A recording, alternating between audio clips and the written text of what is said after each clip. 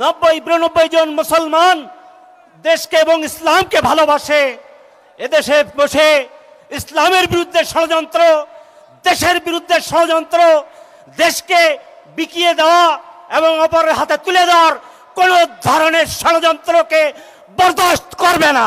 আজকে যদি আমরা এই 8 দলকে আমরা নির্বাচিত করতে পারি, তাহলে ইসলামী সরকার গঠিত হবে, যে সরকার দুর্নীতিমুক্ত হবে, যেখানে দুর্নীতি থাকবে না, যেখানে সন্ত্রাস থাকবে না, যেখানে চাঁদাবাজি থাকবে না, যেখানে বৈষম্য থাকবে না।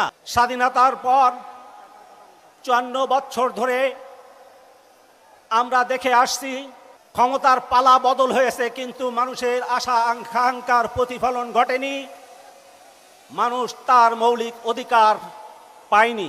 যারাই ক্ষমতায় আসছে গুম খুন হত্যা রাহাজানি লুটতরাজ দুর্নীতি ঘুষ ইত্যাদির মাধ্যমে দেশকে তলাবিহীন ঝুড়িতে পরিণত করেছে।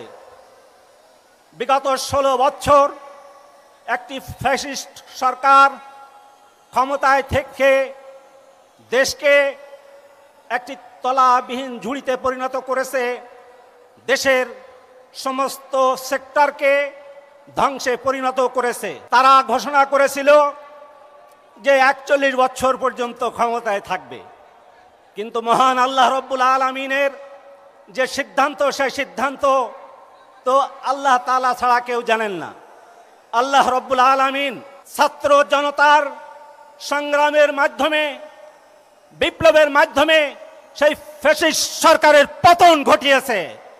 এবং শুধু পতন নয়, তারা দেশ ছেড়ে ওই তাদের মামা বাড়ির দেশে সে ভারতে পলায়ন করেছে। তারা আর এই বাংলার জমিনে আর স্থান পাবে না। প্রিয় তৌহিদি জনতা, আজকে সময় এসেছে দেশপ্রেমিক জনতা এবং ইসলাম প্রিয় জনতা ঐক্যবদ্ধ হয়েছে। এদেশের আলেম ওলামা, পীর মাশায়েখ এবং শিক্ষিত দিনদার বুদ্ধিজীবী সব ঐক্যবদ্ধ হয়েছে। আজকে আমাদের সুযোগ এসেছে, আমাদের সেই কাঙ্ক্ষিত সেই সফলতা, দেশের মৌলিক অধিকার যাতে সর্বস্তরের মানুষ মৌলিক অধিকার যাতে পেতে পারে, সেই অধিকার আদায়ের সুযোগ এসেছে। এখানে হিন্দু, মুসলিম, খ্রিস্টান, বৌদ্ধ সকলেই নাগরিক হিসাবে সকলেই সমান অধিকার, নাগরিক হিসেবে সমান অধিকার পাবে। কারোর প্রতি নৈরাজ্য এবং বৈষম্য করা হবে না। আজকে আপনারা দেখাতে পারবেন না কোনো ইসলামী সংগঠনের নেতৃবৃন্দ কোনো মুসলিমের উপরে অত্যাচার করেছে, বৈষম্য করেছে, নির্যাতন করেছে, এটা আপনারা দেখতে পারবেন না। যারা অতীতে যারা বৈষম্য করেছে, নির্যাতন করেছে, দুর্নীতি করেছে, দেশের টাকা বিদেশে পাচার করেছে, এদেশের জনগণ আর তাদের দেখতে চায় না।